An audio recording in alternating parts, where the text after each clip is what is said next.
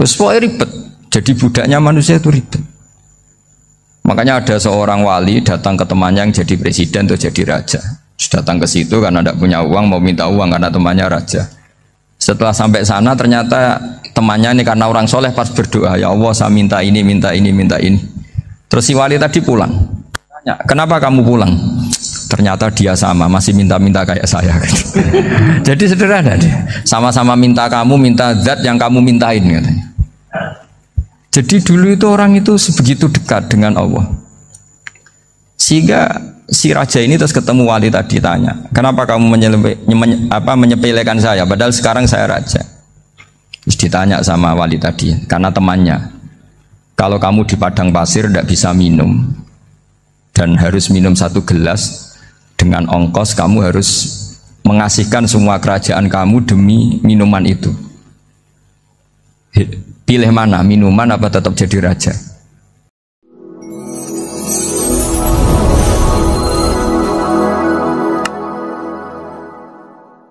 Bismillahirrahmanirrahim. Alhamdulillahirabbil alamin. Wassalatu wassalamu ala asyrafil mursalin sayyidina Muhammadin wa ala alihi washabbihi ajmain. Amma ba'du. Dengan Allah itu nomor 1 itu syukur.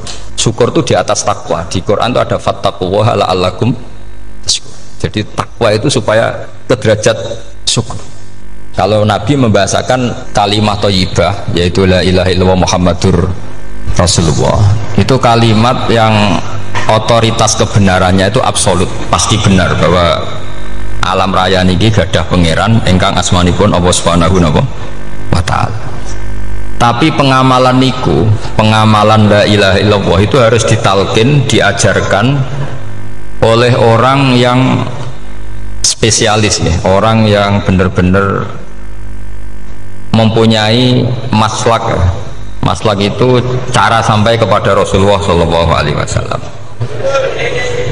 Kalau tersemut ketika Mbah Mun sering ngendikan ihdinas siratal mustaqim siratal ladzina an'amta 'alaihim. Terus uniknya di surat Fatihah itu, ya Allah tunjukkan kami ke jalan yang benar. Itu bukan sirotoka jalan jenengan, tapi siratal ladzina an'amta. Saya masih ingat betul ketika Mbah Mun ngendikan Allah itu mboten saged ditiru. Wong Allah mboten dahar, mboten ngombe, mboten tidur. Sing saged ditiru niku nggih padha-padha manusa, sehingga disebut ihdinas siratal mustaqim siratal ladzina. Maka dalam disiplin ilmu sanad itu sampai ada kalimat ekstrim, man ta'allama bila syekhin fasehuhu setan. Itu tidak main-main ya. Artinya ketika orang lain menuduh dunia kiai katanya terlalu kayak kerajaan kecil, santri tidak pernah ngeritik, itu keliru. Sebetulnya memang aturan ilmu itu diantaranya untuk ilmu agama itu harus pakai apa? Sanad.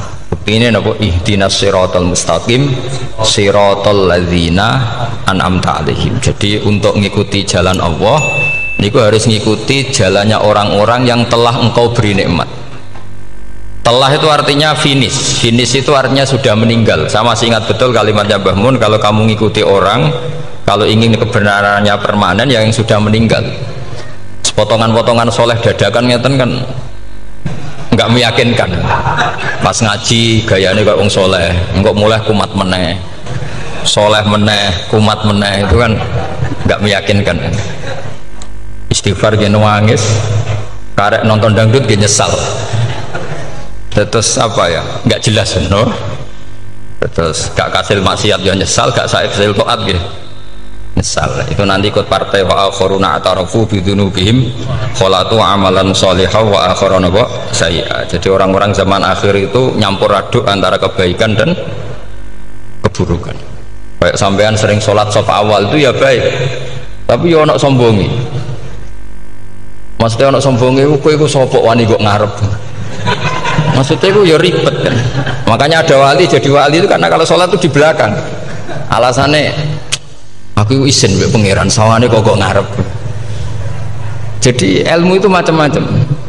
Bapak Rian sering dawuh, nak ana wong istiqomah ngimami masjid itu ya apik. Tapi nak keseringan ya perkarane ambisi mau digenti. Jadi istiqomah itu nak keterusan itu ya dadi ambisi. Mulane gak jelas ngimami masjid terus istiqomah apa mau diganti. Artinya apa? Hidup ini gak jelas. Justru gak jelas itu bagus karena ketok menusane, napa? Ketok menusane. Sehingga dalam ilmu fikih itu lucu. Kalau cerita wali-wali top, Abdullah bin Umar niku semadzhab dengan Abdullah bin Abbas. Mboten seneng urip teng tanah haram.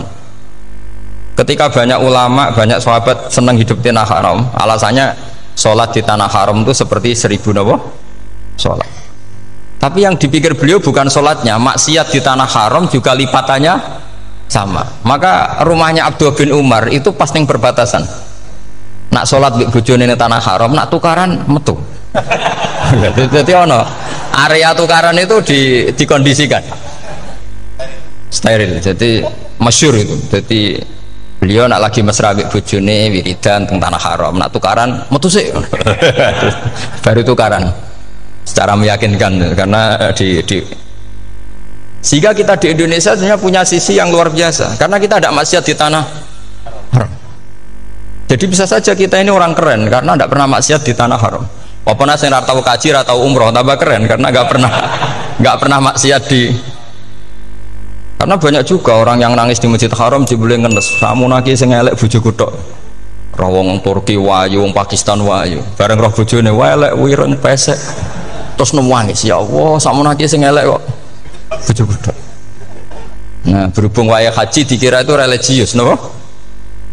Akhirnya sing wedok gak terima. Samu naki ganteng kabeh sing elek kowe tok. Makanya di haji itu pangeran nyindir faman faradha fihinnal hajja fala rafatha wala fusuqa wala jidala fil hajj. Itu pakai fi ku ing dalem. Jadi potensi maksiat kalau kaji itu fi. Justru pas haji itu pas potensi maksiat. Wong tenggene matof niku nggon tawaf niku wis masyaallah wong ayu ki pirang-pirang, wong ganteng ki pirang-pirang. Terus mari geger, mergo rebutan ngambung hajar macam-macam. Jadi pulau suwon ijtihad, dia napa ijtihad itu harus kita dengar. Jadi di antara mazhabnya ulama, termasuk Abdullah bin Abbas itu nempat di Taif. Taif itu dari Mekah 3 jam. Alasannya nggak ingin kalau terjadi apa-apa di tanah napa haram. Kita tahu Ibnu Abbas itu mengalami konflik politik dengan Abdullah bin Zubair. Itu ekstrim betul konflik dua beliau. Akhirnya beliau milih di tanah haram, wis tukaran-tukaran lah nak raning tanah haram. Maksudnya gremeng, bukan tukaran bacaan, gremeng lah, gremeng sidik nak raning masjid haram. Artinya jangan kira orang di Indonesia terus ndak hebat, ya hebat, punya sisi nggak maksiat di tanah haram. Ya misalnya sholat gak ngarep nang masjid haram, jebule sholatnya ya Allah sini wong. Wis gak ngarep paling afdol, jebule paling keliru coba. Mulai takbir yo keliru plus seudon. Haji Indonesia nu nak sofa walu niate rada elek. Sudah sih mau coba bismillah tau ora tau tak go ngarep gitu. Menurut kalau yang kesekian kali ditanya gitu. Jadi niate go ngarep kepen ngetes sudah sih mau coba bismillah tau ora. Lha ngape wae salat apa wae seudon. Bantah-bantahan. Aku krungu dhewe tau go ngarep pancen ra maca. Sing go guri ora maca tapi lonton ora caku go ngarep ya kepen krungu nyatane ora. Jadi kok ngarep. Terus kedua niate iku balapan ngambung Hajar Aswad. Jadi sholatnya kok ngarep. Sekali salam langsung melayu ngambung Hajar Aswad. Ibu niat api niat elek roh, tapi tidak semua yang di sofa walu niatnya baik. Tapi niat tidak baik itu kadang baik. Itu saking apiane pangeran. Kalau kenangan cerita dari Mbah Mun yang paling saya kenang itu gini. Dulu ono santri nakal. Ya jadi ora dulu tok saiki luwih akeh, tapi sawangannya cerita kan kudu dulu karena sejarah itu syaratnya harus diomongkan dulu. Jadi aku rada kecewa mbek sejarah itu dulu ono santri nakal. Saiki luwih akeh. Niku kepengen nginceng ninge mergo ning wayu.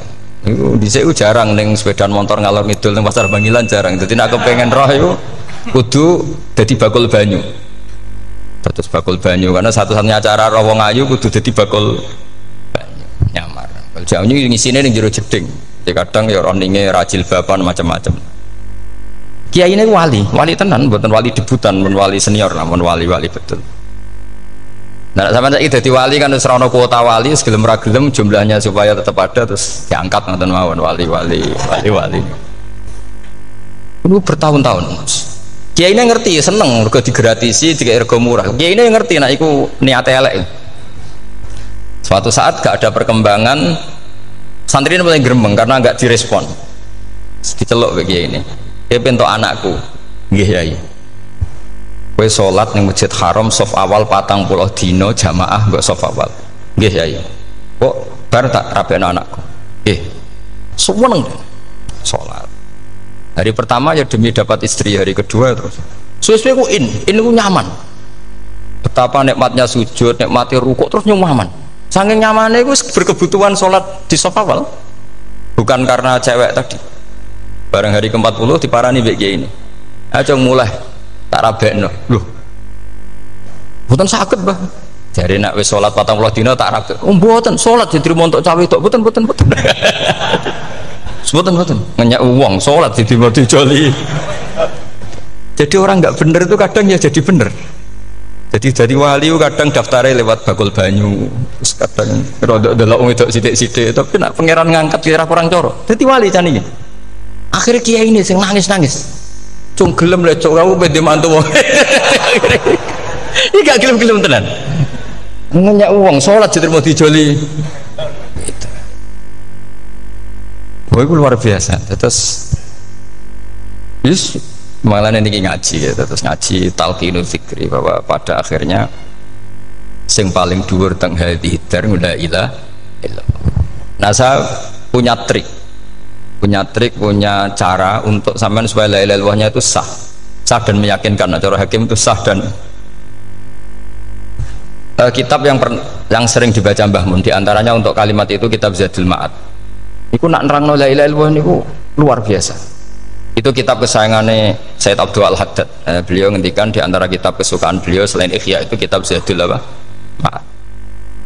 Itu beliau kalau ngendikan bihadihi, ya maksudnya bihadil kalimah ussisatis samawati wal ardu. Jadi langit bumi dibikin.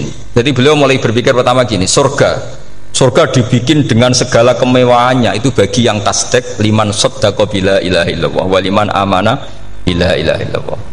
Neraka yang dibikin sebegitu ekstrim sampai anak wong dicemplung ngenteni 70 tahun lagi ceblok. Wah, itu ora kebayang carane gawe. Entakno bego kan itu. Jadi barang nak diceblokno ning neraka itu cebloke tok ngisor ngenteni pinten? 70 tahun. Makanya kemungkinan keluar dari neraka itu kecil. Agak untuk syafaat itu kecil. Wong wis ora iso kebayang kan. Itu pun diciptakan untuk yang menolak.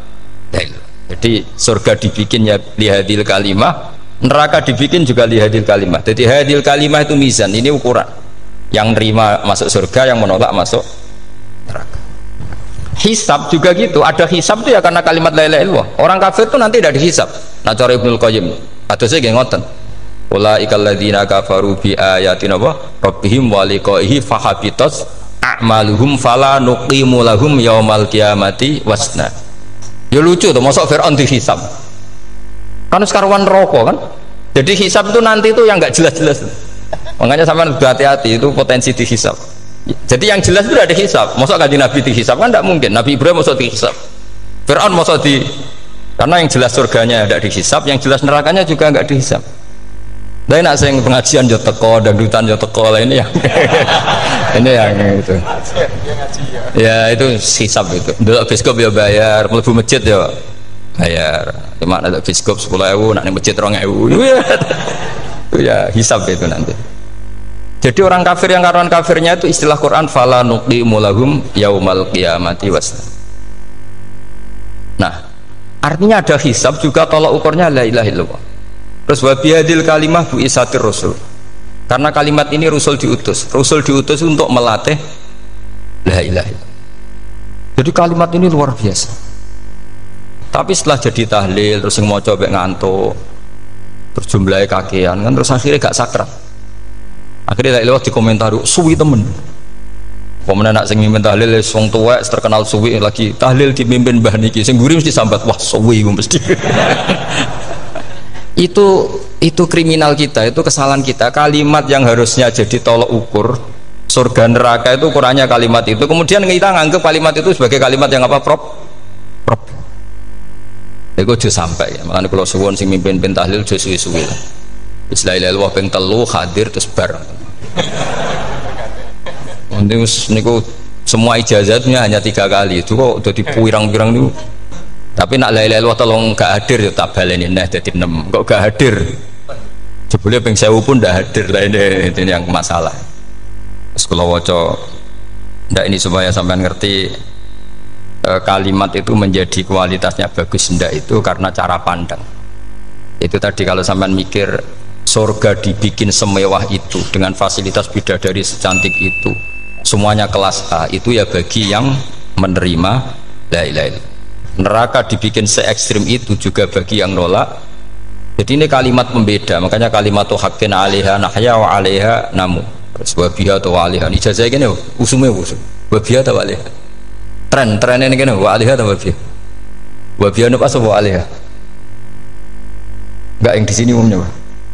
'Alaiha nahya wa 'alaiha namut. Wa 'alaiha ta wa biha. Wa 'alaiha ta wa biha. Oh berarti orang jelas prinsipnya, gak jelas. Gak jelas. Jadi kalau suwon Mbah Mun sepuh-sepuh niku fi akhiri hayati nu sering maos talqinu dzikri. Karena memang beliau ingin di akhir hayatnya juga kita semua nanti di akhir hayatnya semuanya min ahli la ilaha illallah Muhammadur Rasul. Dan itu dimulai dari sesuatu yang sangat-sangat ilmiah. Yaitu tadi dimulai kenapa surga dibikin untuk sing iman la ilaha illallah. Kenapa neraka dibikin untuk yang menolak la ilaha illallah. Kemudian Rasul diutus untuk melatih la ilaha illallah. Nanti ada azab ya karena menolak la ilaha illallah. Ada maghfirah karena yang terima la ilaha illallah. Makanya istighfar, kalau cara oleh istihad, niku istighfar itu setelah la ilaha illallah cara kalau oleh istihad.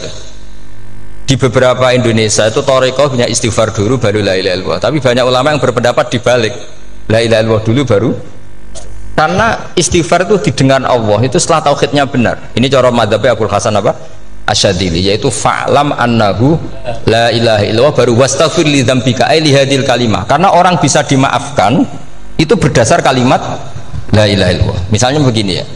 Orang kafir itu kafir terus sampai 70 tahun. Sekali melafatkan la ilaha illallah itu yughfar lahum ma qad salaf. Jadi kullil ladzina kafaru iyantahu yughfar lahum ma qad salaf. Artinya orang kafir itu belum pernah tahlil, belum pernah istighosah, ya belum pernah istighfar, tapi sekali melafatkan la ilaha illallah secara sah langsung yughfar lahum ma qad salaf. Berarti dulu mana la ilaha illallah sama istighfar untuk kepentingan dimaafkan Allah? La ilaha illallah cara madzhab Abul Hasan Asyadili, karena alasannya wong kafir sing kafir wae tanpa istighfar asal kalimat la ilaha illallah benar langsung yughfar lahum ma qad salaf. Jadi cara pikirannya Abul Hasan Asyadili itu la ilaha illallah yang benar dan kamu baru istighfar nanti insya Allah pasti dimaafkan bihaqi la ilaha illallah. Jadi fa'lam annahu la ilaha illallah baru wastaghfir li dzambika ai bihadil kalimah, karena sahnya istighfar setelah kalimat ini sah. Itu orang kafir yang kafir berpuluh-puluh tahun itu langsung diberi bonus sama Allah yughfar lahum ma qad salaf. Nah, ukuran iyan tahu pakai apa coba? Hei para wong kafir nak kowe mendo sangka kekafiran ukurannya pakai apa? La ilaha illallah. Sekali la ilaha benar langsung yughfar lahum ma qad salaf. Makanya ketika Ja'far Shadiq, Sayyid Ja'far Shadiq beberapa lama arja ayatin fil Quran adalah qulil ladzina kafaru yantaru yughfar lahum ma qad salaf. Tiga mana kan abet sisa malaikat dia wong kafir 70 tahun Gusti mau celek lu pisan langsung jenengan sepuro mosok kalau imam tahlil buatan jenengan sepuro ya tapi masalahnya nak malaikat tapi kowe golek wajib lah iku semare perkara iku semare masalah kan bersora ikhlas iku mulai masalah nak sing gurih malah meneh tapi kowe mau celek lu ambek gremeng mergo kesuwen dan nak kesuwen wong gremeng sing dosa sing tahlil apa sing gremeng sing tahlil ya melok dosa mergo kesuwen sing gremeng dosa wong kalimat thayyibah kok digremengi. Nah terusno sing ngundang ya melok dosa pisan ribet kan. Ya ora ono fikih ngono ya ora ono. Maksudnya kalau cerita daripada rawan dosa ya mendingan la ilaha illallah sing ora gremeng. Carane piye? Sing mimpin ya sing fasih sing cepet. Insyaallah. Oh teng desa kula anggere muni tahlil ben Gus Wak suweneng kabeh. Mesti cepet. Jamin mesti cepet. Kalau sering ngomong, aku cepet lah luwih mati sing suwi. Mergo suwi mari dosa gremeng yo perkara. Nah kiai-kiai kan do sungkan mek kula. Nah tengah adat masyarakat kan nggih sampai Gus sampai anak kiai kan sungkan dadi kiai-kiai sing tua-tua akhirnya melok cepet. Dan ini harus diilmoni. Saya ulang lagi ya. Sebetulnya dalam thariqah Syadziliyah itu la ilaha illallah dulu baru istighfar. Alasannya apa? Sihhatul istighfar itu ba'da sihhati la ilaha illallah. Jadi dia bawa nggih qulil ladzina kafaru iyantahu yughfar lahum ma qad salaf. Saiki intiha anil kufri, berhenti kekafiran dengan kalimat apa? La ilaha illallah. Itu langsung yughfar lahum ma qad salaf. Dan Allah ngendikan fa'alam annahu la ilaha illallah baru wastaghfir lidzam. Ai bihadil kalim. Artinya gini, bisa saja istighfar kita itu tidak didengar Allah karena tauhid kita tidak pernah benar. Mau ngelafat notok tapi tauhidnya tidak benar. Maka terus dibutuhkan latihan-latihan dari ahlul ilmi, misalnya kayak Imam Sanusi, kayak Imam Asy'ari, itu pelatihan-pelatihan la ilaha illallah dengan pemaknaan yang luar biasa. Misalnya begini, ambil saja la ilaha illallah itu dengan makna seperti ini. Tidak ada sesuatu yang maujud kecuali disebabkan oleh yang super maujud. Alam raya ini, langit bumi ini kadung berstatus maujud. Kan nggak mungkin yang maujud diciptakan yang tiada. Nak ngono mau hadhil maujudat khalaqaha wajibul wujud. Lah wajibul wujud ini yang bernama Allah Subhanahu wa ta'ala. Maka kualitas Anda iman tuh lebih tinggi. Selama ini kan enggak. Orang no pangeran kecuali Allah. Terus Allah itu yang siapa? Ya Allah yang siapa itu harus kamu berani mensifati. Allah belum pernah menceritakan dirinya di Quran kecuali beliau dia mensifati zatnya. Saya adalah sing khalaqas samawati wal arda misalnya. Saya adalah zat yang begini. Karena itu dengan cara itu bisa dikenali. Ya, dengan cara itu bisa dikenali. Makanya Allah itu harus kita kenali, yaitu lewat ma'rifatullah. Ibadah tertinggi adalah ma'rifatullah. Ya caranya ma'rifat tadi dimulai. Gak mungkin alam raya ini kemudian diciptakan oleh al-adam, sesuatu yang tidak ada. Pasti yang namanya maujudat diciptakan yang maujud. Karena maujud ini maujud pencipta harus super. Lah super itu bahasa Arabnya wajibul wujud. Karena pencipta harus awal. Gak mungkin Fir'aun itu Tuhan lahirnya di bumi, berarti dulu buminya ketimbang Fir'aunnya. Tuhan-Tuhan yang lain juga begitu, masa dulu buminya ketimbang Tuhannya. Makanya Allah pasti Tuhan betul karena bersifat awal, bersifat qadim. Nah kalau kamu mulai latihan gitu, iman kamu itu bil bayyinah. Dan syaratnya iman yang benar adalah bil bayyinah. Bayyinah itu jelas welo-welo. Makanya semua nabi memaklumatkan diri, qul inni ala bayyinatim mir rabbi. Lam yakunil ladzina kafaru min ahlil kitab wal musyrikin munfakina hatta ta'tiyahumul bayyinah. Jadi kamu harus punya otoritatif kebenaran sing sampai welo-welo itu layak balus syakka wal irtiyab, sudah agak bisa ragu lagi. Nah saya khawatir kalau kita sudah tidak ngaji seperti ini, la ilaha illallah itu mau rutinitas. Pemenang nak kasiat ribet meneng. Nak diwaca 1000 kasiat ini, nak diwaca 2000 kasiat. Wah itu ngawur lagi.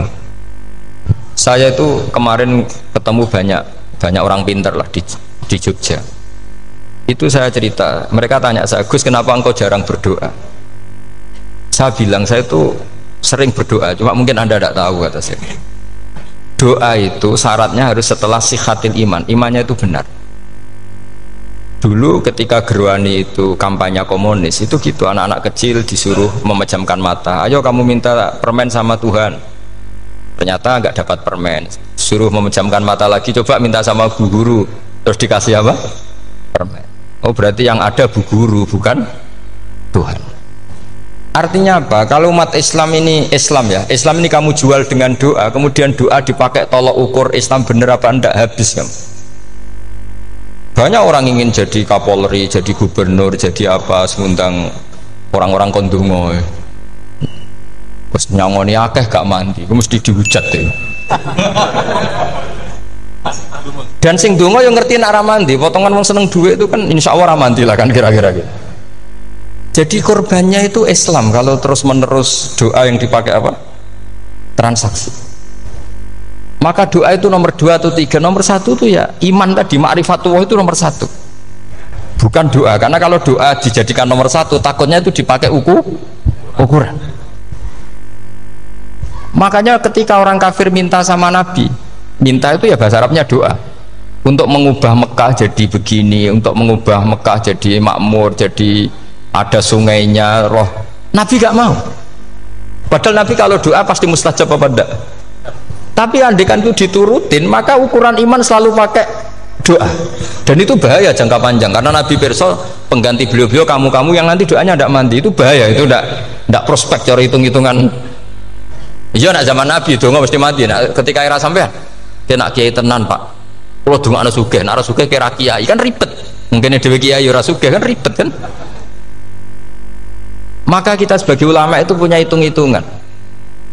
Nah, beda dengan pakai ma'rifatullah. Misalnya begini, ini contoh paling gampang. Orang kafir itu dulu mengukur kebenaran Muhammad, mereka tentu manggilnya Muhammad. Muhammad, kalau kamu mengklaim bahwa orang mati bisa hidup lagi, coba mbah-mbah kamu yang sudah mati bangunkan. Kalau bisa berarti kamu benar, kalau ndak ya ndak. Pertanyaannya itu yang faktu bi abaina in kuntum apa? Sodikin. Pertanyaannya, ngukur kebenaran dengan cara itu yang bikin standar siapa? Nah, Nabi itu sempat terdesak karena itu dipakai ukuran. Tapi kalau pakai ilmu mantek, jawabannya lebih gampang. Ngukur kebenaran dengan cara itu versi siapa? Versi saya. Kamu benar itu kalau bisa membangkitkan orang mati. Terus dari Nabi, ya kalau versi kamu ya kamu yang membangkitkan, nanti ditanya bareng-bareng. Loh, ini kan kita seperti itu kan, kita sering. Artinya apa? Islam ini yang bisa mengawal hanya ilmu. Doa itu nomor 2. Yang bisa mengawal Islam hanya fa'lam, harus ilmu annahu la ilaha illallah. Ketika orang kafir lo tanya, Muhammad kalau kamu Rasul betul, fasayir jibala Makkah, jibalu Mekah kamu jalankan kemudian jadi emas. Dan orang-orang yang mati bangkitkan. Kemudian kita tanya, adinuka hakun amla, agamamu benar apa enggak? Nabi andikan minta kira-kira dituruti Allah apa enggak? Pasti dituruti. Tapi masalahnya, masa menunggu itu? Masa Allah menjadi Tuhan nunggu itu? Allah selalu Tuhan baik orang percaya atau tidak. Makanya Allah tidak mau nuruti, karena itu jadi problem jangka panjang. Iya, kalau Nabi mustajab doanya, ketus era umatnya seperti ini. Sing kiai ini bendino dalail ora mesti mandi dongane. Gue sasing tirakat lah, gue mesti mandi dongane. Nak bab donga niku wis padha wae lah. Misalnya mesti mandi, nak wong waras mesti dinggo donga husnul khotimah, ora dinggo golek sugih, itu mesti amatir. Nah masalahnya nak dinggo husnul khotimah bagi mereka yang kedonyan ya gak ngefek, dianggap tidak prospek. Panjang kan? Makanya itu pinternya Nabi, nomor 1 itu al ilmu, fa'lam annahu la ilaha illallah. Lagi wastaghfir li dzambi.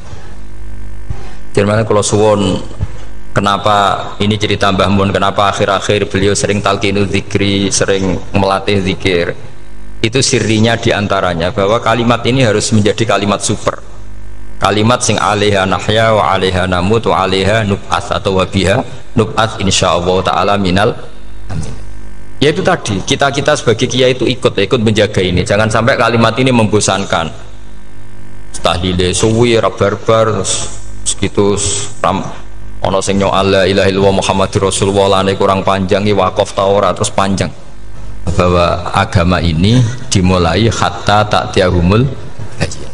Jadi sesuatunya harus benar-benar sampai jelas. Orientasi para ulama dulu itu cara menerangkan la ilaha illallah itu sampai difahami an bayyinatin. Makanya semua nabi memaklumatkan diri kul inni ala bayyinatin mir rabbi. Sampai di situ. Dan semua cerita-cerita di tafsir Jalalain di apa-apa itu ukuran kebenaran itu lam yakunil ladzina kafaru min ahlil kitab wal musyrikin namun fakina hatta ta'tiyahumul bayyinah. Monggo. Maka semua kita itu harus punya kecakapan untuk merangkai dalil. Kalau ada pengalaman saking kitab-kitab duros, kitab-kitab dulu. Itu ketika beberapa ulama ditanya, dulu ketika ulama-ulama dulu berdebat tentang apakah imanul muqallid, imannya orang yang tidak bisa berargumentasi tentang Tuhan itu diterima apa enggak? Rata-rata ahli sunnah bilang diterima. tapi tetap dengan catatan itu potensi goyah. Kullu man qallada fi tauhidi imanu lam yakhlu min tardidi. Tapi ternyata ulama-ulama itu prakteknya juga mengajari masyarakat supaya ada sedikit dalil atau kepastian logika. Masyhur itu ulama dulu ketika tanya orang-orang Arab, orang-orang desa, ya Arabi, bima arafta rabbak. Kamu kok tahu kalau Tuhan itu ada, itu gimana? Jawabannya mereka meyakinkan. Al-ba'ratu tadullu alal ba'ir wa atharul aqdam yadullu alal masir. Ono tletonge sapi ya mesti ono sapine. Ono atharul aqdam artinya ono tipake wong liwat ya mesti ono sing liwat. Sehingga itu sudah dianggap cukup kalau ada makhluk ya ada khalik. Artinya terus menjadi gampang ketika Allah ngendikan misalnya am khuliqu min ghairi syai'in. Mosok hadhil makhluqat sing maujudat kemudian khalaqahal adam. Itu kan nggak ketemu akal. Maka termasuk kekaguman saya sama kitab Fathul Bari sarahnya Bukhari itu ngendikane wa hadza sing inda ahlil mantak yusamma iltidzadzan aqliyan, bahwa agama ini harus ada kenyamanan secara akal. Kalau Nabi membahasakan wajadah halawatal apa? Iman. Iman yang manis itu misalnya kita profesor, kita ilmuwan, kita seorang yang top, yang paling cerdas di dunia. Kemudian kamu secara agama didogma oleh pimpinan agama kamu. Kebetulan pimpinan agama kamu misalnya komunis. Terus diberi ajaran misalnya, hadhil maujudat khalaqahal adam. Yang maujud ini diciptakan ketiadaan. Kan mungkin profesor lah mesti stres. Piye wong Adam kok ciri utama ketiadaan ya layu asiru saya tidak ngefek. Bandingkan dengan misalnya kita goblok lah, petani lah, wong paling goblok lah misalnya diajari bumi ki ono mbah wonten, terus sing gawe bumi ono ya ono, wong barange ono kok sing gawe ra ono. Lebih gampang. Lah itu cara Fathul Bari hadaddin itu mudah sekali, sahlah qoriba. Kalau dalam baca Said Abdul Haddad itu hadil kalimah sahlah qoriba. Sahlah qoriba itu enak difahami karena ya sudahlah, kalau hadil maujudat ya khalaqahal maujud. Berhubung maujud ini maujud khalik ya wajibul wujud, kira-kira maujud super lah atau kausa prima atau apa. Jadi segampang itu lama menerangkan tauhid. Nah khawatir saya kalau penjelasan seperti ini sudah hilang terus mau wong takok kasihate nak maca sak mene paket ngene, nak sak mene paket ngene. Lah anak ramadi terus mental, jute la ilaha illallah yo ngobos. Nah ini kan jadi tersangka. Makanya saya tadi bilang saya berkali-kali saya belajar tauhid, belajar ilmu mantek, itu kepentingan saya hanya satu, supaya orang familiar dengan logika la ilaha illallah. Yaitu tadi mulai yang pelatihan kelas ringan, yaitu tadi al-ba'ratu tadullu alal ba'ir wa asarul aqdam yadullu alal masir, sampai pelatihan yang agak berat, tapi sebenarnya tidak berat-berat banget. Karena tadi am khuliqu min ghairi syai'in, masa kalian semua yang sebegini hebat maujudat kemudian kamu disebabkan oleh sesuatu yang tiada. Iku mbok sampean profesor lah iku ora iso logika, wong barang ra ono kok nyebabno. Al-aqdam ya dulu alal masir. Jadi ono teledong ya mesti ono sapine. Ono tipak tracakane tak kaki ya berarti ono sing barli. Artinya hadil alam ini atharun min athari qudratu.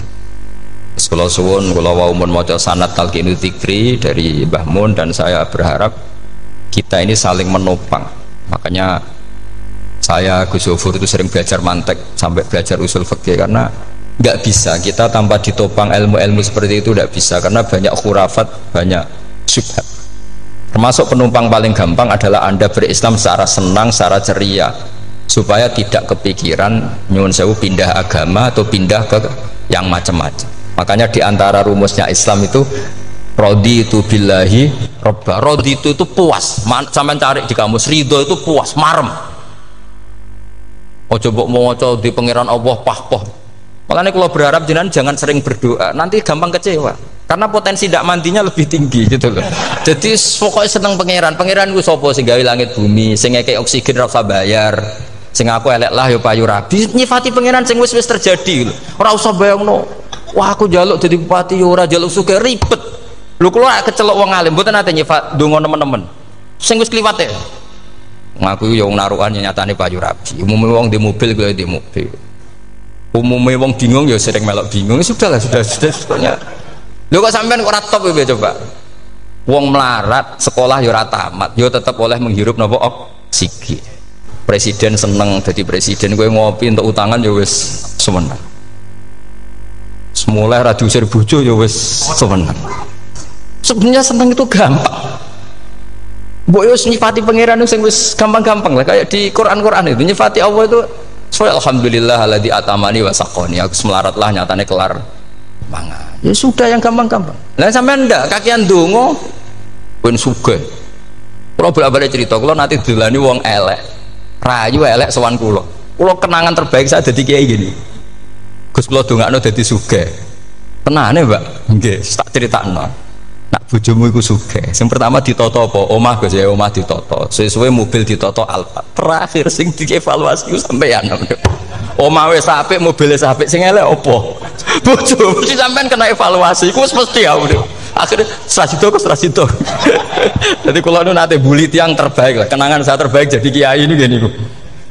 Akhirnya, iya Gus, kan nggak mungkin. Omah suapi, mobilnya suapi. Coba yang kamu evaluasi apa tuh? Mulai, artinya sudah lah, tidak usah kepengen itu dikurangi lah. Hubungan kita dengan Allah itu mensifati, itu insya Allah pasti lebih indah. Ya misalnya kita Islam ya alhamdulillahilladzi hadana li hadza ma kunna linahtadiya laula.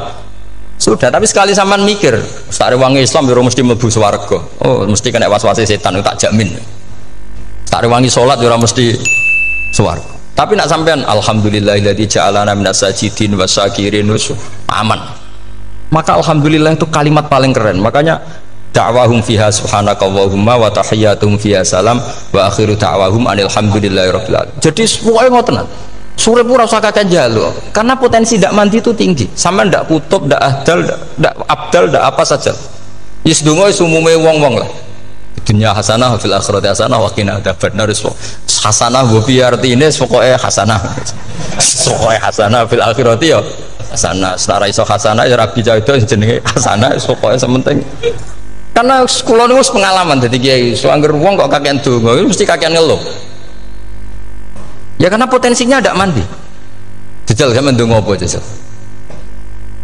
Selama ini kan njuk mapan yo ora tau mapan. Njuk sugih yo rakus, wis diparingi cara pangeran wis maringi jebule sampean ingin lebih. Makanya saya mohon sekali, jadi hubungan dengan Allah itu nomor satu itu syukur. Syukur itu di atas takwa. Di Quran itu ada fattaqullaha la'allakum. Jadi takwa itu supaya ke derajat syukur. Karena tadi lah, cobalah dilatih. Saya pernah ngecek orang yang sekarang dugem menikmati maksiat dengan orang yang takwa mensyukuri tidak maksiat, itu nikmatnya itu masih tinggi nikmatnya orang yang syukur karena berhasil meninggalkan maksiat.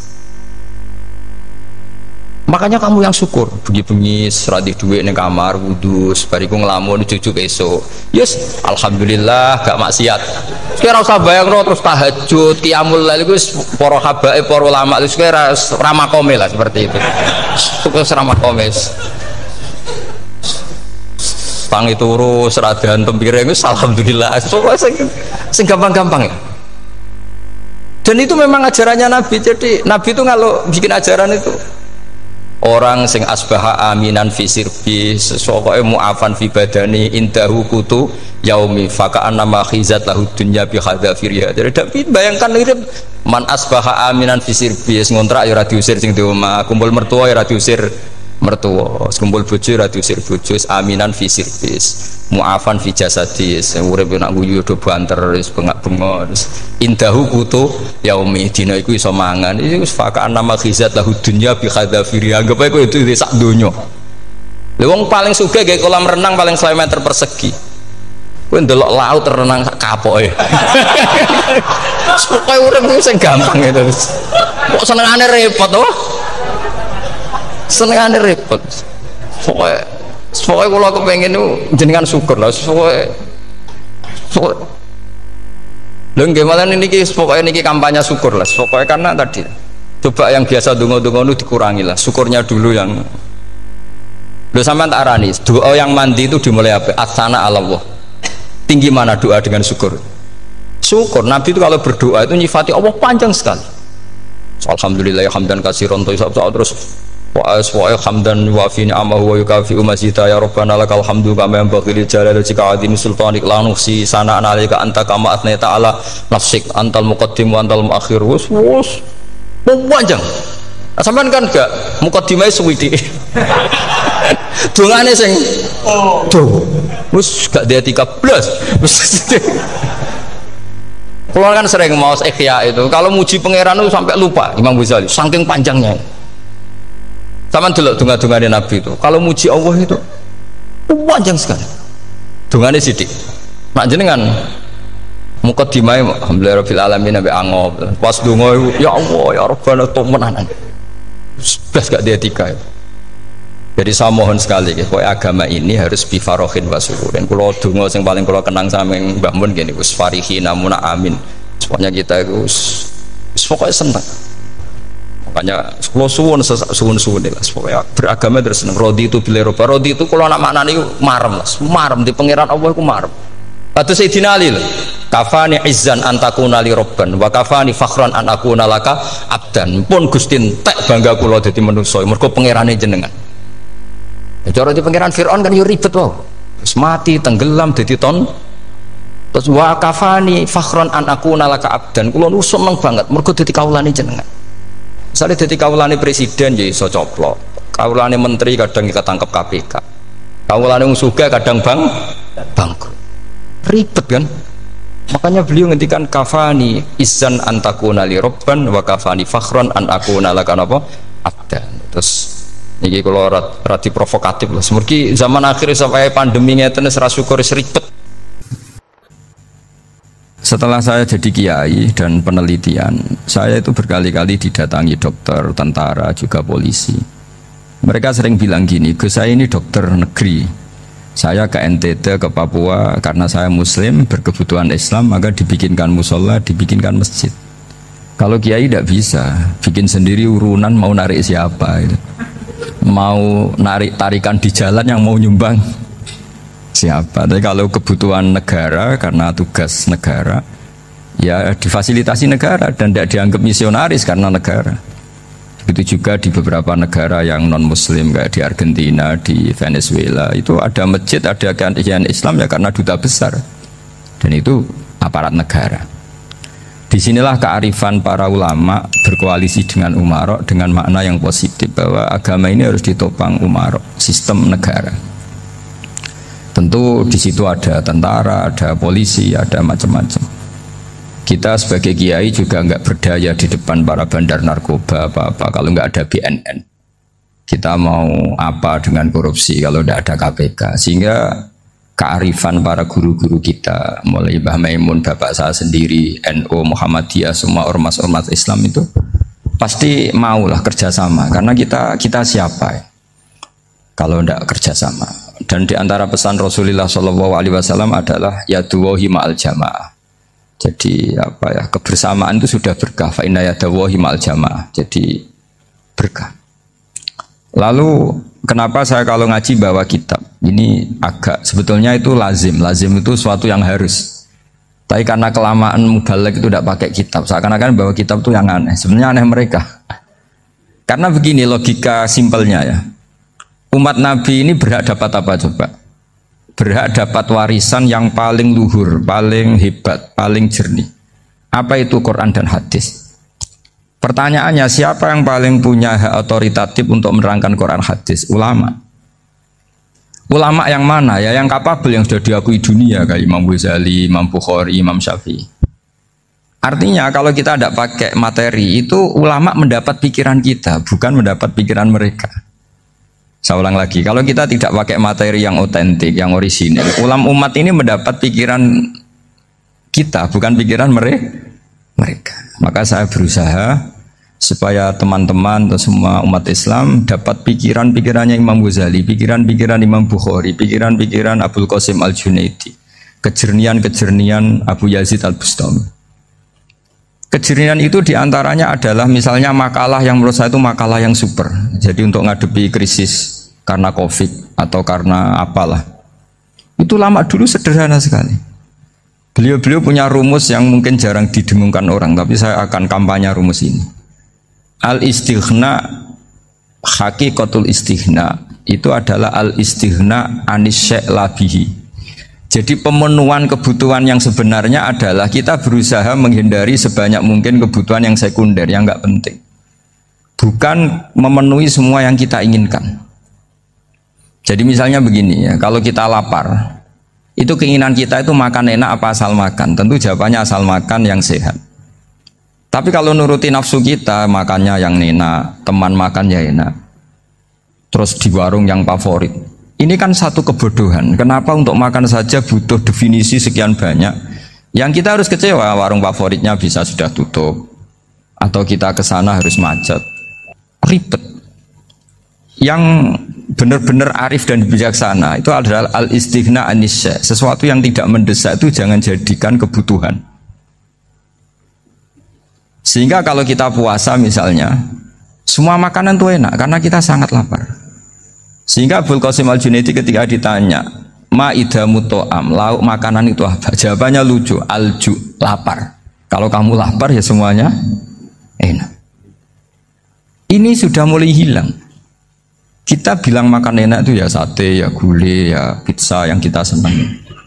Akhirnya apa? Untuk nikmati nikmatnya Allah itu kita jadi ribet. Apalagi yang orang-orang fasik harus ditemani perempuan yang tidak halal misalnya, atau harus ada ajudan, ribet. Nah pertanyaannya, orang yang ribet sama yang nggak ribet itu pinter mana? Pinter yang nggak ribet. Nah ini kearifan-kearifan yang mulai hilang. Lalu siapa yang bisa mewarisi itu? Ya ulama. Jadi ulama itu cara berpikir sebenarnya simple. Makanya mereka sering kalau tahajud itu, di antara makalah Sayyidina Ali paling terkenal dan yang menjadikan beliau punya derajat yang luar biasa itu adalah kafani izzan antakuna li robban wa kafani fakhron an akuna laka abdan. Ya Allah, saya ini sudah begitu mulia, begitu terhormat dan sangat-sangat terhormat karena yang menjadi Tuhan itu Engkau.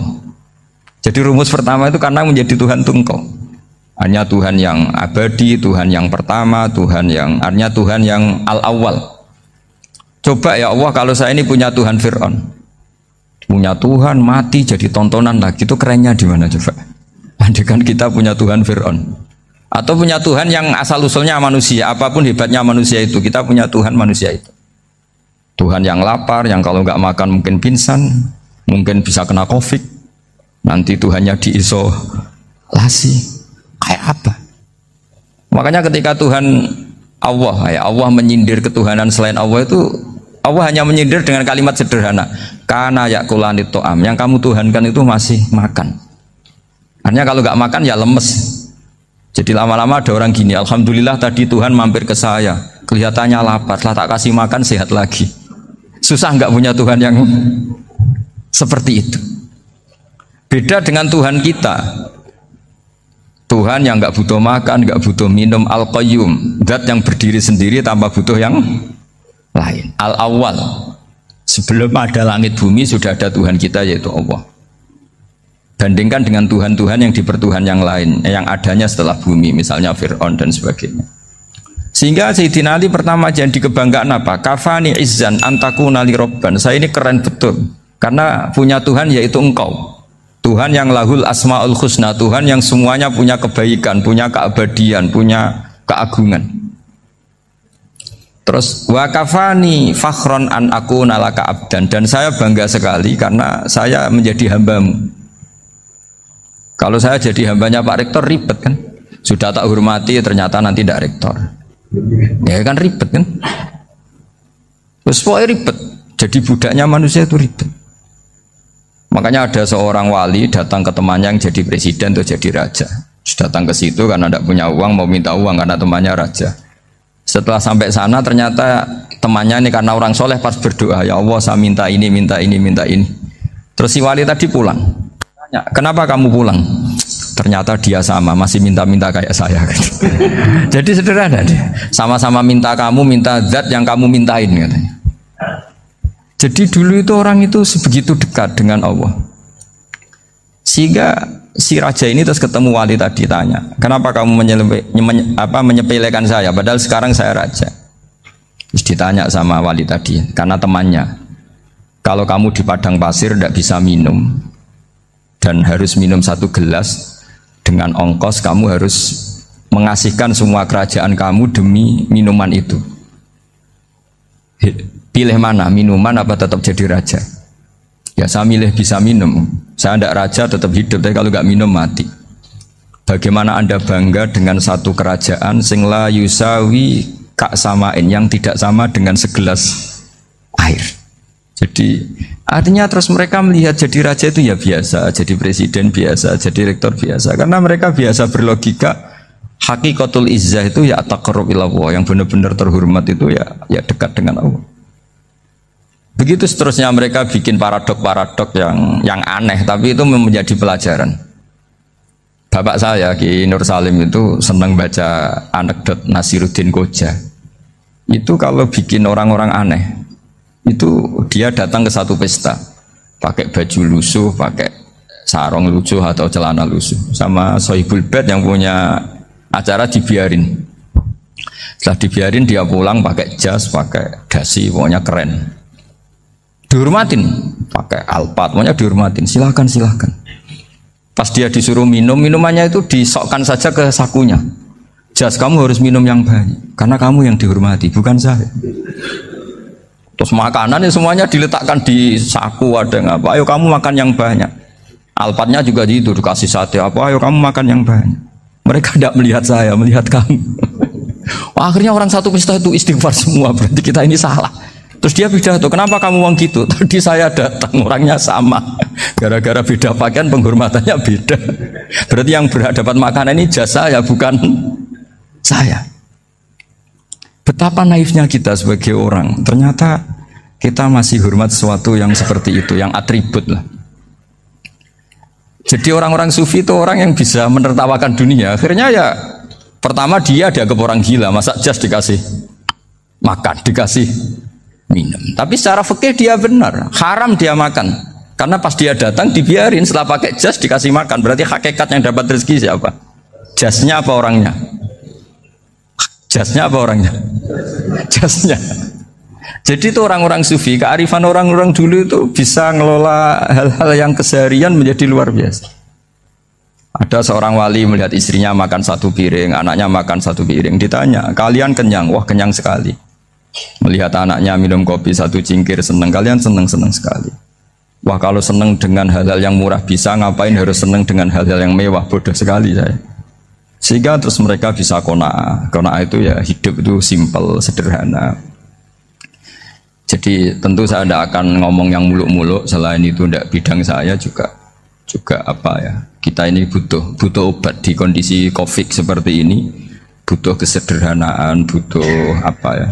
Istighna tadi. Kita harus istighna billah an ghairillah. Jadi sudah cukup bahwa Allah ini segalanya. Sehingga tadi saya dengarin himnenya Unisula, yang paling saya kagum adalah dimulai dengan kalimah-kalimah thayyibah. Di antara tugas suci Nabi Ibrahim dan semua nabi adalah wa ja'alaha kalimatam baqiyatan fi aqibi. Nabi Ibrahim itu nabi yang diberi gelar Allah.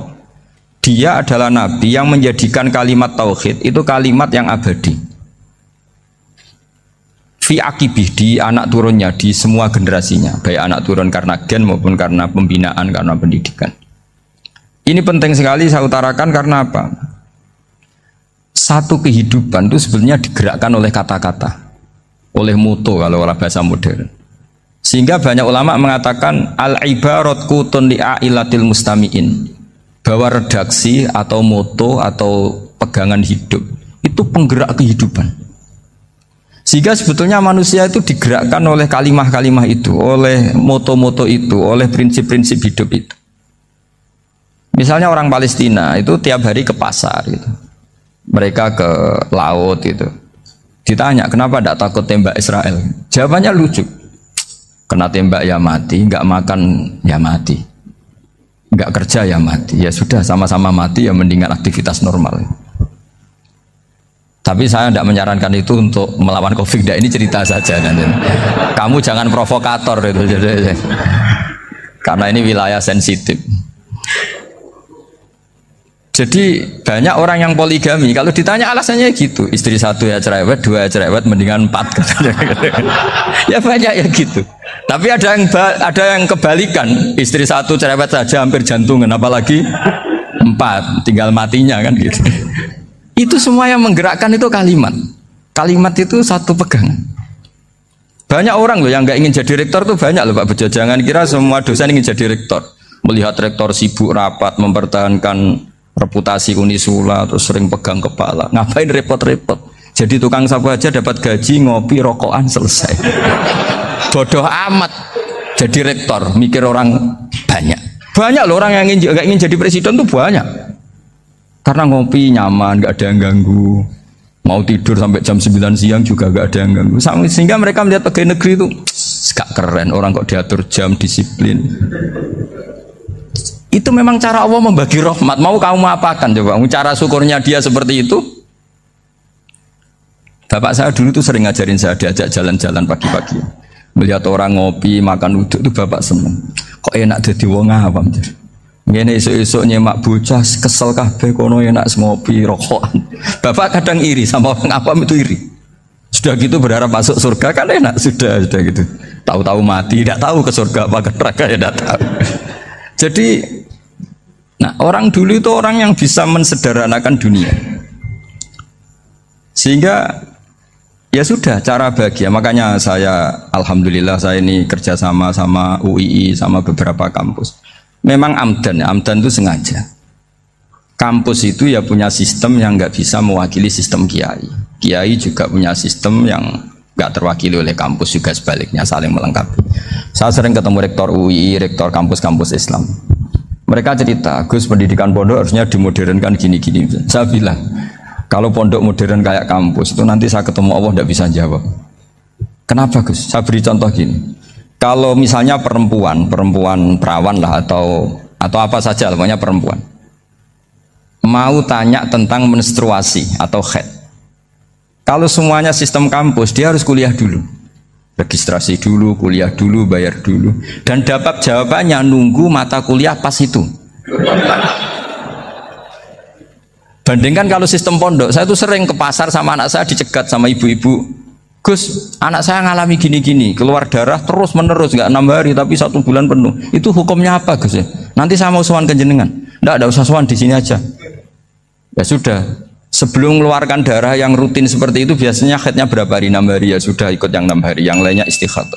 Ngoten tok Gus ya udah ya. Begitu terus di masalah udhiyah Pak. Ya coba kalau semuanya pakai sistem kampus, daftar dulu, bayar dulu. Jadi ini nggak ada jawabannya, nunggu mata kuliah itu baru dapat jawaban. Itu biasa nggak sholat bertahun-tahun karena belum ada jawaban tentang itu. Nah itu kalau misalnya orang mati, tahunya cara apa memulasara jenazah itu nunggu kuliah dulu, pas mata pelajaran itu dulu, baru menangani orang mati. Berarti orang mati itu tergeledak semua. Tapi kalau kiai kan enggak. Kesini orang mati terbakar, kalau dimandiin malah badannya copot-copot, itu gimana hukumnya? Ini ada orang mati Gus Kendat, ini disolati apa enggak? Ada orang mati apa itu oplosan ya, itu disolati enggak? So sering ditanya gitu. Gak usah registrasi Pak Rektor, gak usah registrasi, gak usah daftar, gak usah seminar. Makanya kalau orang kampus wani kiai itu ya kualat tenan gitu, karena ini yang on time ya. Tapi pondok seperti saya ya ikrar seikrar-ikrarnya. Pentingnya kampus karena melatih efisiensi waktu, disiplin, tata kelola manajemen, sehingga kita ya hormat. Tapi tadi kita harus saling melengkapi, sehingga saya tunjukkan ke publik bahwa saya hormat sekali sama polisi, sama tentara. Coba kita bisa apa ngadepi bandar narkoba kalau tidak polisi? Bisa apa coba menjaga NKRI kalau nggak tentara? Begitu juga, ya sudahlah kita memang fa'inayadawahi ma'al jamaah, kita berkah itu kalau bersama-sama, tidak bisa kita sendiri. Nah lalu orang kayak saya itu ya beberapa kali sebetulnya saya itu ditawanin jadi doktor honoris causa apa. Kekhawatiran saya satu Pak Bejo, takut pas nggak punya uang, itu dokter gak di duit kan gak pantas gitu. Jadi repot gitu, daripada beban lah sudahlah nggak usah dokter. Jadi kalau nggak punya uang ya pantas, terus kalau ngebis ya pantas. Suatu saat kalau mati nggak ada yang hadir ya pantas, nggak dokter gitu.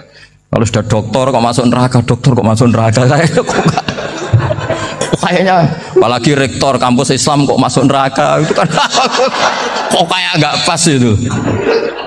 Misalnya rektor Unisiola ditanya mungkar nakir nggak bisa kan kayak gimana itu.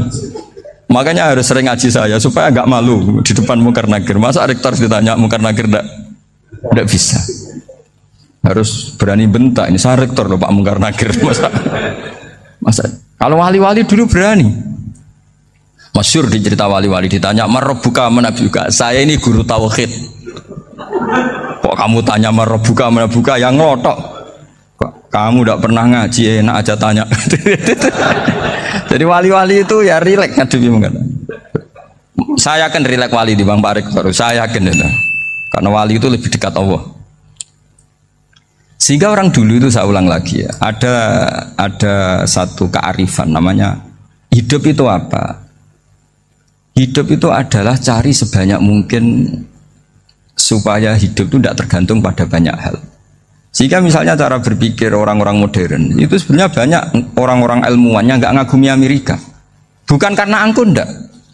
Untuk mempertahankan kebesaran negara sebesar itu, kebutuhan listriknya besar, kebutuhan tentaranya besar, kebutuhan apa? Sementara negara kayak Venezuela atau Swiss kebutuhannya ada banyak. Pertanyaannya, yang tergantung dengan banyak hal sama yang tidak tergantung banyak hal, itu pinter mana? Kalau dibalik pertanyaannya gitu, negara-negara maju itu tidak keren kalau dibalik pertanyaannya. Orang yang untuk mempertahankan eksistensinya banyak, butuh banyak hal, dengan yang tidak butuh banyak hal, itu pinter mana? Orang yang bahagianya nunggu jadi dokter, nunggu jadi kiai besar, kiai viral, dengan orang yang bahagia cukup dengan ngopi, itu pinter mana? Tapi kalau dibalik pertanyaannya, orang yang tahunya nikmat hanya kopi dengan nikmat yang banyak, pinter mana? Makanya Mbah Mun tuh kalau guyon itu lucu. Aku iku saake ambek wong desa sing mlebu swarga. Saya dulu eskal mlebu swarga kok disakeni. Akhirnya beliau memberi penjelasan. Wong desa iku roe pakanan enak, iku mau kopi mbek uduk. Lah swarga iku mau nuruti sing dikarepno. Akhirnya semua mangan wis ngopi nguduk ngopi ora roh pakanan liyane ku ora roh. Nasi mandi ya ora roh, pizza ya ora roh apa-apa. Terus saya bilang, wah lah niku nak nganti selera tentang wanita cantik. Iku juga sederhana. Rodok pesek ya wis cantik, rodok ireng ya wis. Apa bidadarinya seperti itu karena saking enggak pengalamannya. Jadi surga itu kan nuruti apa yang diinginkan. Kira-kira keinginan orang kampung kalau di surga itu apa coba? Makanan apa coba? Ya, mana senangnya ketemel gemblong itu. Artinya malaikat lebih suka nangani surganya orang-orang kampung di Bang Pak Rektor. Ini sudah ribet ini. Makanan apa saja sudah dicoba ya. Terus kalau di mall tahu orang macam-macam, seleranya macam-macam pasti itu. Enak mana kalau sampai jadi malaikat pelayan surga? Suka ngelayani orang kampung apa yang orang kota? Orang kampung kan? Jadi ya itu guyon ya, guyon tapi itu menjadi pikiran kita bahwa orang yang banyak kebutuhan itu sebetulnya banyak kebodohannya karena menggantungkan kebahagiaannya dengan banyak hal. Makanya Imam Syafi'i ngendikan istighna itu apa? Al istighna anisya'labi. Yang dikatakan kecukupan adalah berusaha sebanyak mungkin banyak hal tidak kamu butuhkan. Bukan memenuhi semua kebutuhan kamu karena nafsu kamu ini tidak ada batasnya gitu. Kalau kamu penuhin nggak akan selesai. Itu ada perempuan yang kurang cantik itu minta doa saya, Gus doain suami saya kaya. Terus tak guyonin, terus nggak minta. Kalau suami kamu kaya, yang pertama dirubah itu apa? Rumah supaya rumah saya bagus. Kedua apa? Mobil supaya mobil saya bagus. Nanti yang dievaluasi itu kamu. Mobil bagus, Alphard, rumah mewah, istrinya kamu. Pasti itu dievaluasi. Langsung nggak usah. Sudah gini aja kan. Jadi pertama yang dievaluasi itu kaya itu. Coba kalau suami kaya itu yang dievaluasi pertama rumah ya. Rumah ganti. Setelah itu apa? Mobil. Kira-kira berikutnya. Akhirnya harus bagus, nggak jadi. Nabi Ibrahim itu pernah minta umur panjang, keren umur panjang. Sama Allah nggak dijawab. Datang orang tua gitu mertamu ke Nabi Ibrahim. terus disuguhi dikasih kurma. Apa itu? Kok kurma apa? Anggur yang sudah matang sekali, sudah dimakan. Setelah dimakan meler keluar lagi, dimakan lagi meler lagi. Terus Nabi Ibrahim masuk lagi ke kamar. Ya Allah, doanya tak cancel. Nanti kalau saya tua kayak itu. Jadi Allah itu nggak jawab langsung tapi ngirimkan itu. Akhirnya ya Allah nggak jadi. Nanti takut itu. Saya pernah ngalami jadi kiai tadi, ada ibu-ibu ya nggak pati cantik lah. Suaminya tuh miskin sekali. Minta doa saya supaya kaya. Bareng tak kasih pertimbangan itu udah nggak usah nggak jadi. Jadi itu kearifan. Tapi kearifan ini harus kita tanamkan. Saya nggak bisa membayangkan Indonesia yang besar ini andai kan tidak ada qanaah. Nerimo ing pantum. Coba sekarang ada Covid. Andai kan Indonesia tuh kayak Perancis. Saya beberapa kali punya tamu orang yang hidup lama di Perancis, bahkan dapat istri orang Perancis. Itu dulu gak begitu mencintai Indonesia. Tapi setelah di Perancis 2 tahun, wah Indonesia hebat. Di Perancis tuh kata dia kalau cerita, semua kebutuhan masyarakat itu dibebankan ke negara. Apa saja minta negara, apa saja nyoal negara. Sementara Indonesia, coba kalau Indonesia mengalami seperti ini kok tidak ada qanaah rimo ing pantum, bisa kios Indonesia. Orang miskin nyalahkan negara, kelaparan nyalahkan negara, apa saja. Tapi barokahnya dididik kiai jogeman nyalahno wong liya. Urip pun rimo ing pantum, diame. Sampai gak ngerti kalau Covid. Banyak tuh orang-orang kampung itu, orang lugu-lugu itu. Mbah niki saking Covid, salam ning Covid muga-muga umure panjang. Dikira Covid itu nama orang yang ahli sosial itu. Mbak niki dana saking Covid. Matur nuwun sampekno salamku muga-muga umur panjang. Bingung kan yang nganterin ini. Ini gimana yang mau menjelaskan ya? Memang nggak paham. Ribet kan? Tapi saya pastikan bahwa dengan keadaan seperti ini kita bahagia, kita stabil, itu jelas barokahnya kalimah tadi, moto tadi atau pegangan hidup tadi. Makanya disebut al-ibarat qutun li'ailatil mustami'in, bahwa redaksi atau kata-kata atau pegangan atau filosofi hidup apalah namanya itu adalah penyemangat. Karena kata-kata ini memang luar biasa. Ketika sahabat perang demi kebenaran, zaman itu ya pasti benar karena yang dibela Nabi. Dulu itu kan enak zaman Nabi, yang dibela mesti benarnya, musuhnya mesti salahnya. Sehingga dulu itu memang harus tegas. Kalau sekarang mau tegas gimana? Yang kamu bela tidak mesti benar, musuhnya tidak mesti salah.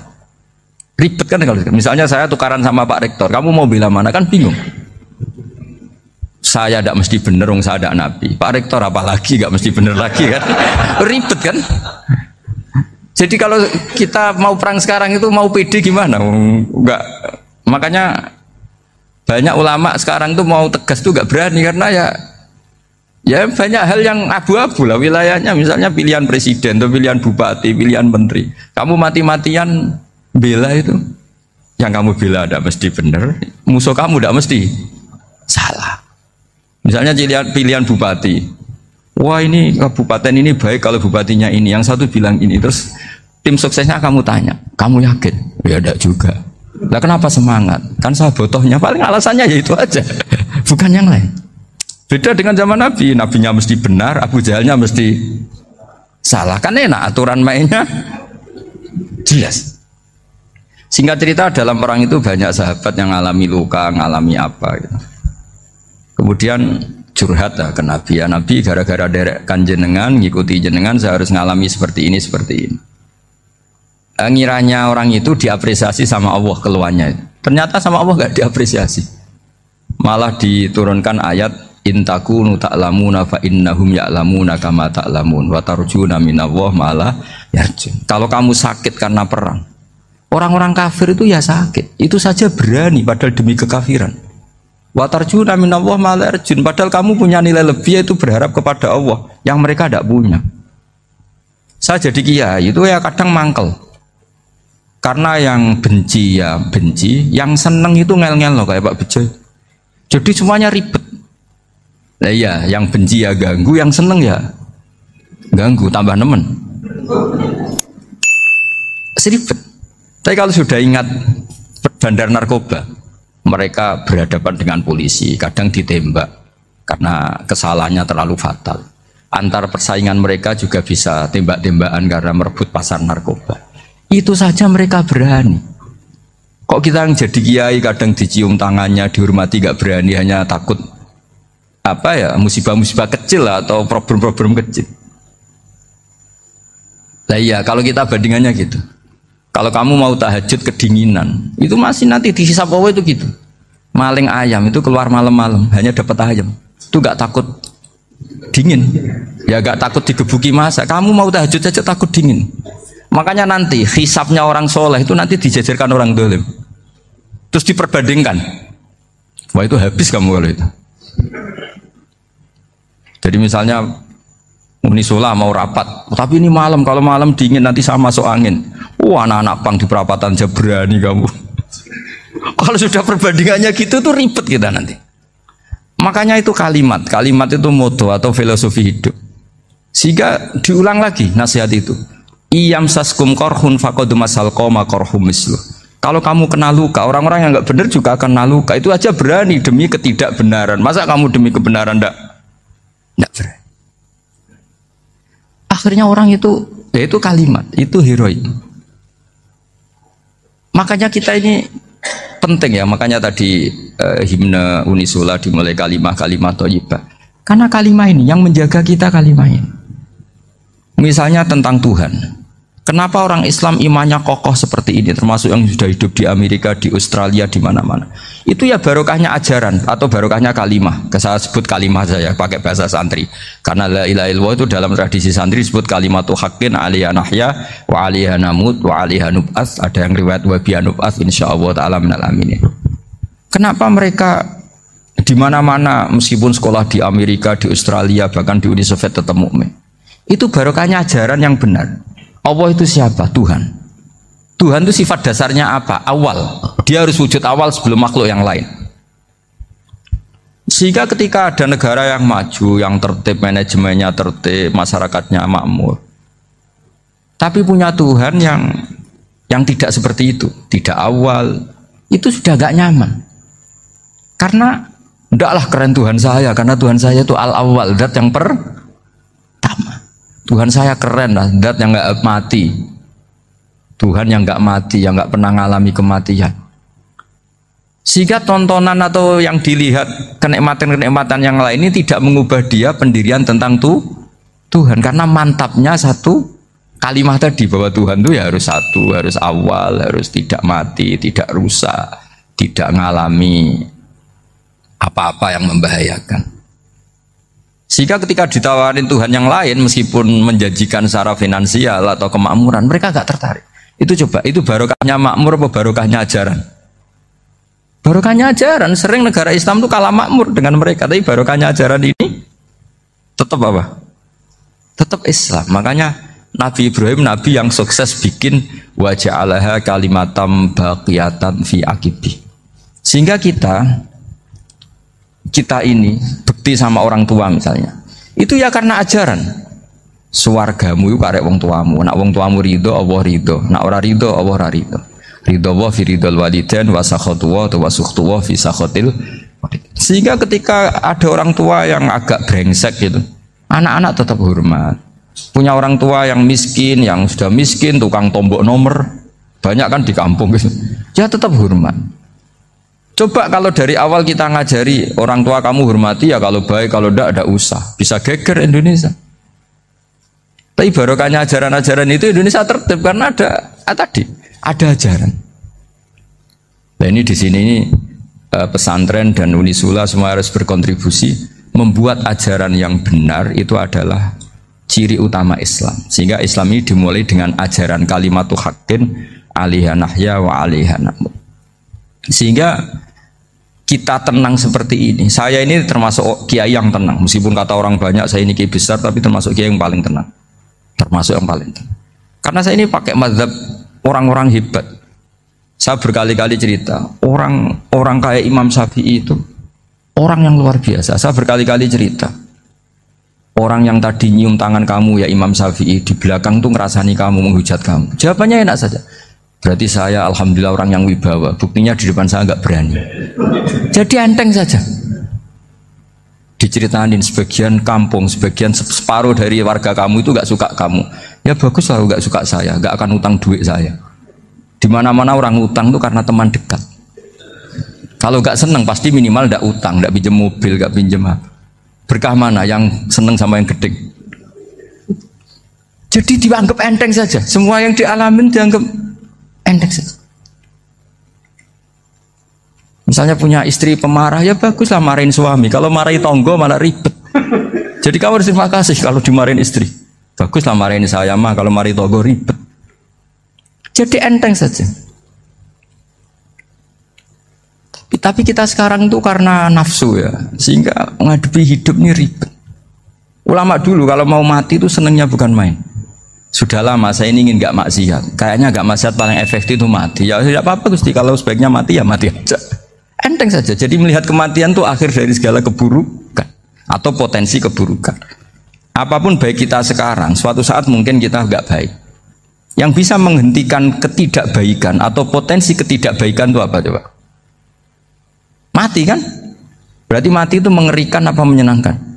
Mesti kamu tidak berani menjawab. Meskipun secara ilmu kamu berani, tapi secara rasa agak berani kan? Saya ulang lagi ya, yang bisa menghentikan keburukan atau potensi keburukan itu apa coba? Apa? Kematian. Berarti kematian itu menyenangkan atau menyusahkan? Apapun kamu tidak berani jawab karena kamu agak-agak duniawi itu kelihatannya. Tapi secara ilmu kamu tahu kan kalau mati itu tidak buruk-buruk banget. Karena apa? Itu akhir dari segala keburukan. Sehingga Nabi ngajarkan kalimat itu begitu luar biasa. Allahumma ahyini maka natil hayatu khairan li wa tawaffani maka natil wafatu khairan li. Nabi melihat dunia itu begitu indah. Ya Allah, kalau saya ini hidup, anggap saja hidup ini ziyadatan li fi kulli khairin, menjadi modal saya menambah segala kebaikan. Jika suatu saat saya mati, anggap mawon rohatan li min kulli syarrin, itu akhir dari segala keburukan saya. Sehingga mati hidup ya baik karena di situ kita bisa berkontribusi beramal soleh. Mati juga baik karena mengakhiri segala keburukan. Nabi nate ngendikan lagi, ajaban li amril mu'mini inna amrahu kullahu khair. Orang mukmin itu mengagumkan, semuanya baik. In asobathu na'ma syakara fakana khairan lah. Kalau baru dapat nikmat dia syukur, maka itu baik. Wa in asobatu dharra sabara, kalau dapat masalah mereka sabar, itu juga baik. Sehingga orang mukmin dua sisinya pasti baik. Itu juga kalimat, maksudnya moto atau pegangan hidup. Nah berikut ini saya beri contoh, ini kenangan saya, ini contoh terakhir. Masalah jadi orang terkenal maupun tidak.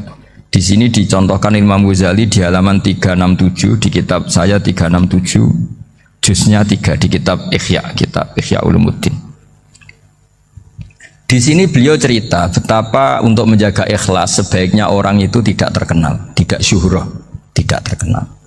Oke, itu kita sepakat ya, karena kalau terkenal mungkin orang dipaksa publik dengan tanda kutip untuk selalu berbuat baik, tapi karena jaim lah, jaga image atau apa.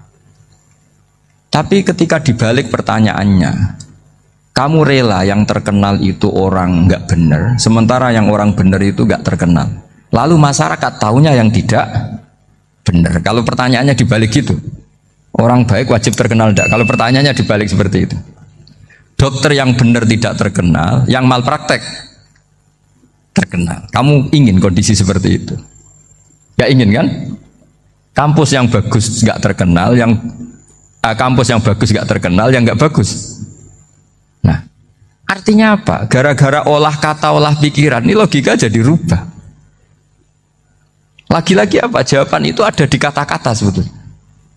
Makanya bab-bab seperti ini tidak usahlah kita berdebat, berpolemik. Sebaiknya orang itu humul, menutup diri, apa sebaiknya orang terkenal, itu nggak perlu seperti itu. Sudah terserah Tuhan saja. Makanya saya mulai dulu ngaji sampai sekarang itu ya tidak punya apa tadi, punya ikon tertentu atau punya website tertentu, enggak. Sudah terserah pangeran. Sudah, saya juga tidak sok suci materialistik atau enggak, ya tidak mikir saya. Bukan apa-apa ya, karena saya ini saya ini kiai, jadi biasa urusannya sama Allah, tidak sama makhluk. Jadi pusing kalau sama sarah-sarahnya makhluk itu pusing. Meskipun rektor kalau nasihati saya pasti tidak saya terima, itu tetap makhluk, itu sudah ada ngefek kalau saya itu sudah ada itu. Bukan karena saya sombong, ya memang makhluk betul gitu, bukan cuma nasibnya bejo aja, tapi makhluk tetap makhluk. Saya beri contoh ya, ini makalah yang ditulis Imam Ghazali. Ya, i'lam aslahakawah anna aslal jahwa intisarus sayyid atau sayyidi wal istihar bahwa mazmum itu.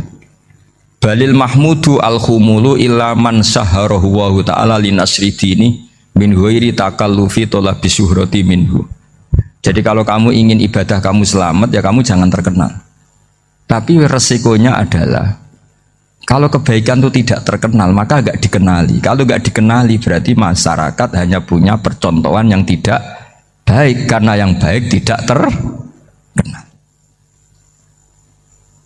Jadi itulah ulama-ulama dulu. Jadi apa-apa itu dibanding-bandingkan. Kemudian nanti kelihatan, jawabannya itu kelihatan. Jadi ulama dulu itu biasa ngarang misalnya afatun nikah, sisi negatifnya nikah. Harus hormat istri, harus macam-macam, kalau terlantar itu ya dosa. Seperti tadi Pak Marsudi cerita, kalau orang ngapalkan Quran itu takut lupa, kalau lupa itu jadi dosa. Pertanyaannya, kalau semua orang takut lupa, takut dosa, semua orang nggak hafal Quran karena potongan-potongan lupa. Cara berpikir tidak seperti itu. Kalau berpikir ya namanya hafalan, ya inginnya hafal, kan nggak ingin lupa.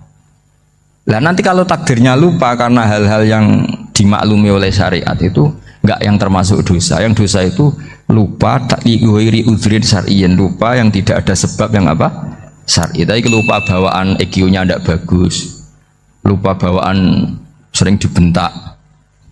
Oh itu nggak masalah karena bawaannya orang tertekan itu ya lupa. Coba kamu hafal Quran, terus punya kredit jatuh tempo, pas hari itu aku yakin nggak cerdas sudah. Itu bawaannya orang tertekan tuh pasti lupa. Jadi ya saya teruskan ya. Jadi terus ada makalah yang sangat bagus sekali tentang itu. Saya baca ya. Wa yadullu ala dzalika anna Allah azza wa jalla amaral anbiya'a bi idharil amali lil iktida wa khassahum bi mansibin nubuwah. Wala yajuzu ayyudhanna bihim annahum khurrimu afdhalal amalen. Jadi orang yang terlalu mendewa-dewakan khumul itu menutup diri. Oke itu baik, karena dengan khumul, dengan menutup diri Anda tidak riya, Anda tidak pamer. Tapi kata Imam Ghazali, kamu juga harus ingat, di antara syaratnya Nabi itu harus mengumumkan kalau beliau itu seorang Nabi. Harus memaklumatkan kalau beliau seorang Nabi supaya bisa diikuti. Caranya sholat harus diumumkan, sehingga Nabi itu mengatakan harus jamaah. Karena dengan cara jamaah itu bisa shollu kama ra'aitumuni usolli. Coba kalau Nabi sholatnya nggak diperlihatkan, kamu harus sholat yang benar. Caranya gimana ya Rasulullah? Itu rahasia. Bingung nggak kira-kira? Bingung nggak? Ya misalnya amal rahasia selalu lebih baik. Terus ada pertanyaan, Nabi ngendikan kamu sholat yang benar. Caranya gimana Nabi? Ya itu rahasia. Terus gimana coba? Tapi Nabi ngendikan apa? Shollu kama ra'aitumuni usolli. Ya sudah kamu sholat, niru saya sholat. Berarti Nabi sholatnya diperlihatkan apa disembunyikan? Diperlihatkan. Jadi begitu juga saya berkali-kali bilang, orang tahu kalau itu bidan ya berdasar tulisan itu bidan. Tahu kalau itu dokter gigi ya itu dokter gigi. Jangan sampai gara-gara tidak ada tulisan mau beli alat bangunan di dokter gigi, mau periksa gigi di toko bangunan. Gara-gara apa? Nggak ada maklumat. Nah, di sini ulama-ulama selalu memaklumatkan dirinya. Termasuk Imam Ghazali ketika ngarang kitab dinamai Ihya Ulumuddin, bahwa kitab ini bisa menghidupkan ilmu-ilmu agama yang mulai hilang. Begitu seterusnya. Jadi ini ngaji ya. Jadi orang itu harus ngerti ya. Jadi jangan nuruti emosi sendiri atau logika sendiri. Bahwa saya suka humul, ya monggo, agama Islam menyediakan sarana itu. Uzlah itu ya punya sisi kebaikannya sendiri. Tapi syuhrah terkenal asal tidak nuruti nafsu juga punya sisi kebaikannya sendiri. Setidaknya umat ini punya satu master kebaikan yang mudah diakses. Tapi tadi saya ulang lagi, jangan karena hadun nafsi, jangan karena kepentingan pribadi. Makanya di sini disebutkan wa yadullu ala dzalika ay ala syuhrah anna wa ta'ala amarul anbiya bi dzaril amal lil iktida. Allah selalu memerintahkan para nabi kalau ngamal kebaikan ya harus dimunculkan supaya bisa ditiru. Yaitu tadi kita tidak bisa bayangkan kan kalau misalnya Nabi menyuruh kamu harus sholat yang benar, kemudian sholatnya Nabi sembunyi. Kalau ditanya, Nabi saya niru siapa? Wah itu rahasia, kamu nggak boleh lihat sholat saya saat takut tidak ikhlas. Ribet kan? Sehingga jamaah itu statusnya tetap harus. Nah bedanya harus ini ulama berpendapat harus yang apa? Fardu kifayah. Tapi fardu itu maknanya harus. Tapi bukan berarti kalau nggak jamaah sholatnya nggak sah, nggak. Tapi statusnya jamaah itu tetap apa? Harus. Nah barokahnya harus ini orang yang baru sholat, sholatnya langsung benar karena ada yang diikutin. Coba kalau mantan dukun baru sholat terus sholat sendiri, itu mesti mirip mantra gitu. Karena dia tidak ada master percontohannya. Tapi barokahnya ada master, orang paling bodoh pun kalau sholat ya benar, karena standar ada komandonya, ada imamnya. Sehingga Imam Ahmad malah berpikir keras, syarat sahnya sholat itu harus jamaah. Cara pikirannya Imam Ahmad keras sekali beliau. Sehingga kalau orang sholat sendiri kok ada orang lain yang maunya berjamaah harus bayar, orang itu harus bayar demi sahnya sholat. Itu madzhabnya Imam Ahmad. Tapi kalau madzhab Syafi'i hanya mengatakan itu fardu kifayah, yang kalau satu komunitas gak mau melakukan semuanya apa? Dosa. Ya jadi ini sebelum sesi ringan tanya jawab, hanya 2 saja tanyanya, nggak boleh banyak-banyak, nanti nggak pulang-pulang saya. Jadi tak baca lagi biar dapat berkahnya Imam Ghazali. Wa qala qaumun asirru afdalu minal alaniyati. Terus kata sebagian ulama al alaniyah itu afdal minas sirri. Terus diperbandingkan baik yang mana amal dipertontonkan sama ndak. Terus kata Imam Ghazali, kalau orang itu bisa jaga tidak riya, maka sebaiknya dipertontonkan karena kebaikan harus yang muncul, bukan yang tidak baik yang muncul. Makanya ketika memaklumatkan diri sebagai ingin jadi generasi khairah ummah, itu kalau diterjemah itu kan wow, khairah ummah, umat terbaik. Itu kan kayak agak angkuh. Tapi nggak apa-apa, itu nggak apa-apa. Masa kita kampanye siap degradasi moral kan ya lucu kan. Masa jualan gitu kan ya lucu. Kita memang ingin mengkhidmati ummah, berbakti dengan umat, membantu supaya jadi generasi khairah ummah. Tidak apa-apa, dimaklumatkan supaya dengan itu umat punya sarana. Oh kalau ingin jadi khairah ummah, kuliah di sini. Jangan lalu enggak itu. Ya sama kita dokter, maklumatkan saja dokter gigi, dokter kandungan, dokter bedah. Sehingga orang kalau mau bedah ya jangan ke dokter kandungan. Jadi barokahnya maklumat ya. Jadi saya mohon sekali ini, saya sendiri sebetulnya orang yang enggak siap terkenal sebetulnya, tapi ya sudah terserah Allah saja. Kalau itu cara Allah menyebar kebaikan, ya monggo. Pokoknya kita tawakal saja sama Allah Subhanahu wa Ta'ala.